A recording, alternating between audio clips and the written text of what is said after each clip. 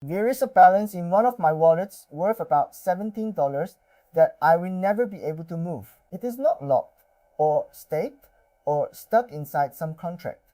It sits there plainly, on a chain where sending it costs more than the thing itself is worth. I did not lose it in a hack. I created it, on purpose, in about 4 seconds, by splitting a larger amount into pieces that were too small for the chain I put them on. Nobody stops you. There is no warning at the moment you make a stranded balance. The wallet shows you a number. The number looks like money, and it goes on looking like money for exactly as long as you never try to move it. The floor nobody mentions. Every action on a chain has a minimum price. You do not set it. The network sets it, and it moves through the day for reasons that have nothing to do with you. That price is roughly flat per transaction. A swap costs about the same whether you are swapping $20 or $20,000. So the fee is a floor, and floors get more expensive the smaller you go. $3 on a $3,000 move is 1/10 of 1%, and nobody notices.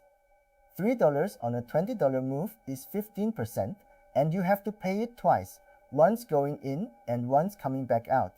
Somewhere below that, the arithmetic stops working entirely. The position cannot be recovered, because recovering it costs more than it contains. That line exists on every chain at a different height on each one, and it moves every hour. Why I think about it this way. I run mobile proxy lines and a rack of Android phones for a living. Real SIMs on real carriers, hardware in a room that needs its own fan. A SIM is about $10 a month. A modem depreciates at roughly $1.50 a month across its useful life. A powered hub that carries about 30 ports is $150, and the box everything hangs off was $200. I know those numbers because a line I cannot cost is a line I cannot price. Get it wrong and you sell something at a loss for a year without noticing. That habit is the whole of what I have to bring to this subject. Price the thing before you touch it. Hardly anybody applies it on chain because the fees feel small one at a time, and there is no monthly invoice arriving to make them feel real. Count the round trip. Here is the mistake I see most, and it is not a subtle one. People budget for the transaction. The activity is a round trip. Getting in is usually a bridge, then an approval, then the swap or the deposit. 3 fees before anything you would describe as the actual action has happened. Then the thing itself, which is often several more. Then getting out. A withdrawal, a swap back, a bridge home, at whatever the network happens to cost on the day you decide to leave. So the honest count for one wallet doing one straightforward thing on one protocol is 6 or 7 transactions.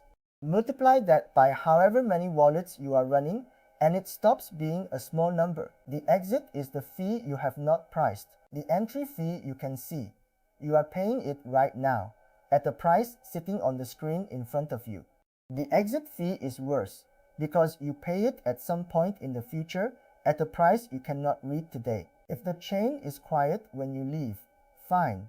If it is busy, you pay busy prices, and you pay them at the exact moment you least want to, because the reason you are leaving is usually that something has changed. That is the real shape of it, and it appears in nobody's spreadsheet. You are short a cost you cannot forecast, on a date you do not get to choose. Waiting is free. This is the one lever in the whole activity that costs nothing to pull. Fees on a busy chain can swing by a factor of 5 or 10 inside a single day. Same transaction, same contract, same outcome, wildly different price, depending on what else is going on that hour. Hardly any of what people do on chain is genuinely urgent. A deposit you are going to make this week does not care whether you make it on Tuesday evening or Sunday morning. So the discipline is simple, and almost nobody keeps it. Sort what has a deadline from what does not, and let the things without a deadline sit until the chain is cheap. I keep a short list of transactions waiting for a quiet hour. Some of them have been on it for weeks. None of them got worse for waiting. The exception is anything with a real cutoff, and it is worth being suspicious about how many things claim to have one. Manufactured urgency is the standard way to get somebody to pay peak prices for a decision they have not finished making. Bridging costs more than the number on the screen. Bridging is where the arithmetic turns ugly, because the price you are quoted is one component of the price you pay. There is a fee on the origin chain to send. There is usually a fee taken by the bridge itself. There is a fee on the destination side to do anything at all once you arrive. And if you ever want that value back where it started, the whole sequence runs again in reverse. People budget the middle number, the one the interface puts in front of them, and treat both ends as rounding. Then there is the trap that catches nearly everybody once. Arriving with no gas, you bridge a stable coin to a new chain. It arrives. The balance is there and it is correct. And you cannot do a single thing with it, because paying a fee on that chain requires that chain's own native token, and you have none of it, so you own a balance you cannot move. The fix is another transfer of a small amount of the native token, which costs its own fee, out of a wallet that already has some, which you may not have set up yet. It is a 5-minute problem when you know about it, and a genuinely stuck afternoon when you do not. The version I find more interesting is the reverse one. You spend the native balance down to almost nothing, leaving an amount too small to cover one more transaction. Now the tokens you actually care about sit behind a fee you cannot pay, on a wallet still displaying a perfectly healthy number. So the rule I use is to never let the gas balance on any wallet fall below roughly 3 times what a bad day transaction costs on that chain. It is dead money, and it is the cheapest insurance in this entire hobby. Security has a price. This one bothers me more than the rest, because it sets two things I care about directly against each other. Approvals are transactions. Revoking them is also a transaction. One per token, per spender, per chain. A wallet carrying 20 stale approvals is 20 transactions to clean up. On a cheap chain, that is small change, and you should simply go and do it. On an expensive one during a busy hour, the cleanup can cost more than the tokens those approvals actually cover. That is the honest reason stale approvals sit on wallets for a year. Somebody did the arithmetic and got an answer they did not enjoy. What I do about it is timing. The revoke sweep goes into the same waiting list as everything else, and it runs on a quiet weekend instead of on the afternoon I finally remember it exists. It also changes where I am willing to be careless. On a chain where maintenance is nearly free, I will connect to things I am curious about, because cleaning up afterwards costs nothing. On an expensive chain, I connect to far less, since every mistake there has a removal fee attached to it. Consolidation, which is the same argument backwards. If you are running several wallets, you will eventually want the value sitting in fewer places.